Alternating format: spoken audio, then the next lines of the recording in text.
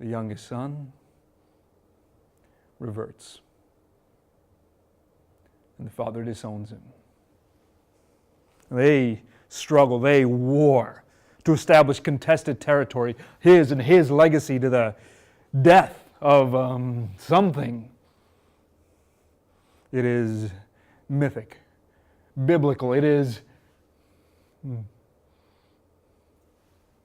stupid.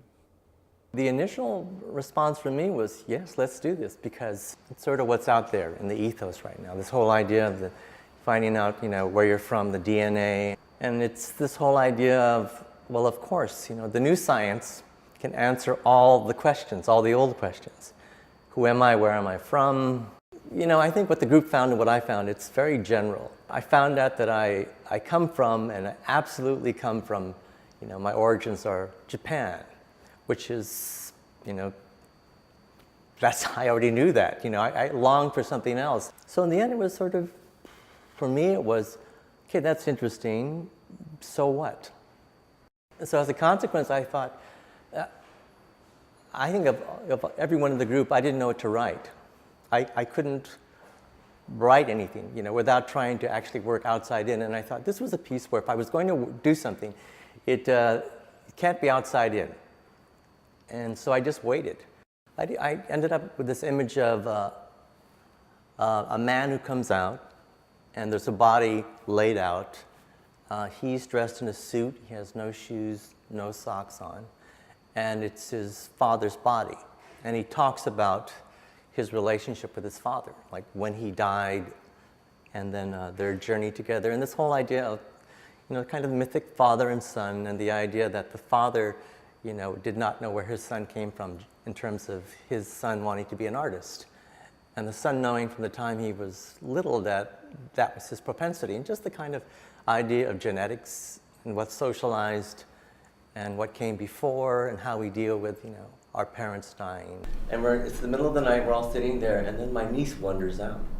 She was sound asleep, and she just says, I had this dream, or, Grandpa flew out the top. I saw him, he flew out the top of his head around the room and then out the window. And she said that, and then the phone rang.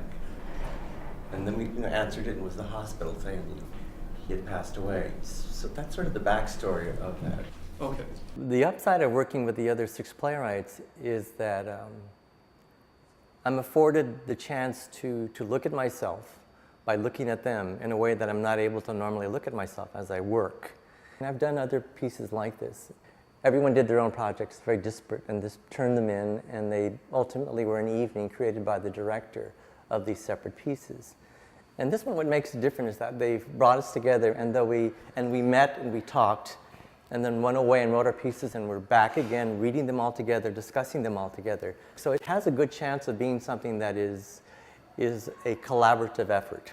What Silk Road provides is a new way to look at being Asian American, and one that better fits the world today and the world politic. The idea being that it's no longer just like Chinese, Japanese, Korean, Southeast Asian, South Asian, but now it includes Italians, it includes, North Africa. And their model makes sense. One of the things I've been struck by is, in the room, the DNA room, these are my people. I feel that we believe certain common things, that we could live together, we could live as a country, as a nation. I can be in the room with them. But when I look on television, I see some of these segments of American society now. I don't want to be associated with them. I can't. So how close am I to them, even though they're Americans? And it's all coming to sort of a head, I think, for me, in terms of how I look at myself as an American. And it's coming to a head for the country.